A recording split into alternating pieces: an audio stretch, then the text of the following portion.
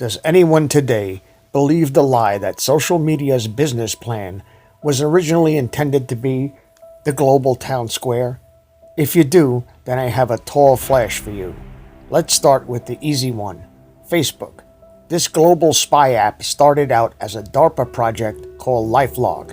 Its purpose was to collect every bit of information on everyone on the planet who had access to the internet. What kind of information? Everything.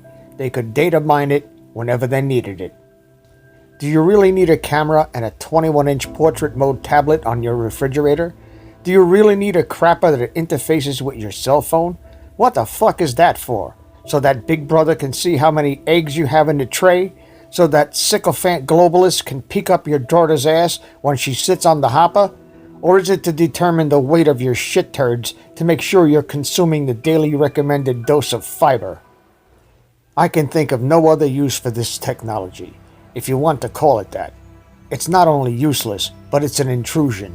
Literally looking up your asshole while you take a dump. Don't you have enough E. coli crawling on your smartphone screen right now? I wipe mine twice a day with a rag moistened with hand sanitizer. They want you to take your phone with you to the crapper so they can surreptitiously enable your camera and microphone so they can watch you taking a shite. With their sickness comes the unfathomable evil that these demon-possessed scumbags devote their full time committing. Selling your information to the highest bidder. Facebook, found guilty. Yahoo, biggest compromise of personal data, keyloggers, passwords, photos, the whole nine. Trillions of terabytes, and 1 terabyte equals 1,000 billion in a big jumbled pile that data mining can sort out very easily. Every phone call, text, video, photo, all of it. Now let's do their tube. 400 hours of video uploaded every minute. Do you think they have the human resources to review even 1/10 of that? 1,000th of that? No, they don't. The algorithms do it. They convert speech to text, then parse it for verboten words or pixel sequences in sensitive content like the video of an Xbox shooter game overlaid onto a video of a Ha-G social club and ban even the mention of it and criminalize the possession of it in order to validate it as real, as if it actually happened.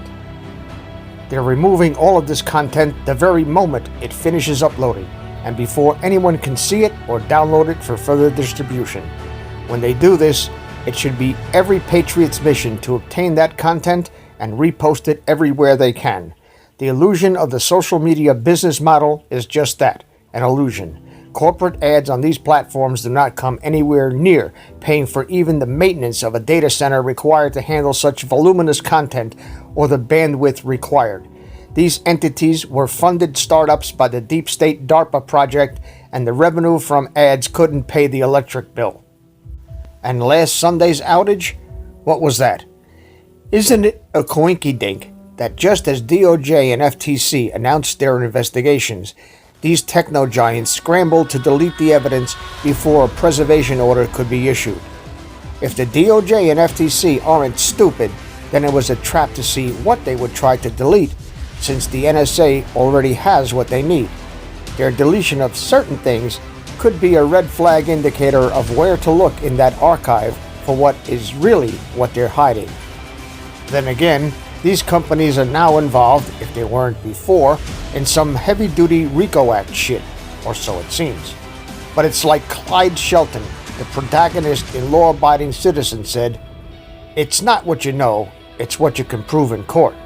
And even assuming you have empirical evidence, the courts are corrupt, and the juries would rather be home watching mindless sitcoms of Jerry Springer and wouldn't know when to rest in the sufficiency of the evidence if the concept jumped up and bit them squarely on the tuchus. When the high echelons of the premier law enforcement agency on the planet is in the pocket of the worst, most despicable, and most prolific criminals on the planet, who can you trust? Answer: nobody.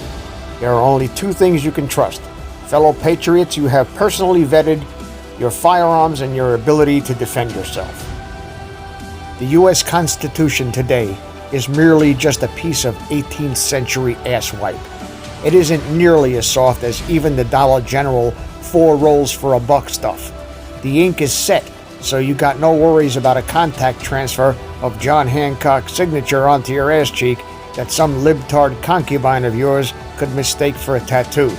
The hemp fiber makes it durable enough so that it can be machine washed and used by every president since JFK, with the exception of Donald Trump, at least once, in the secret ceremony where they swear their allegiance to Satan. And if you think this is some sort of comedy skit, let me ask you a question. Do you hear me laughing? Does the in-your-face violation of your God-given rights not move you to the brink of uncontrollable rage? I have a sense of humor, like Monty Python, but you don't see any cows being launched over the French castle walls with a trebuchet, do you? These companies were started by the government. They have multi-billion-dollar government contracts. For all intents and purposes, they are the government. And it is for this reason that their argument that their corporation is not the government and therefore cannot violate the First Amendment rights of a citizen would not withstand a summary judgment order to dismiss. Jerry the Jew knew all the loopholes. When my right to speak is censored, your right to listen is violated as well. The Constitution has a chain of command, just like the military. When the leader dies, the subordinates move up in rank. If you get my drift. You want to know who we are? We're fucking lampshades. We're anonymous. Don't misgender us. Now that's comedy. Please subscribe to our backup channels, Whirlwind Revolt, Inglorious Patriots, and Net for Truth USA 2 Patriot channel. You can also find us at Net for Truth USA on BitChute.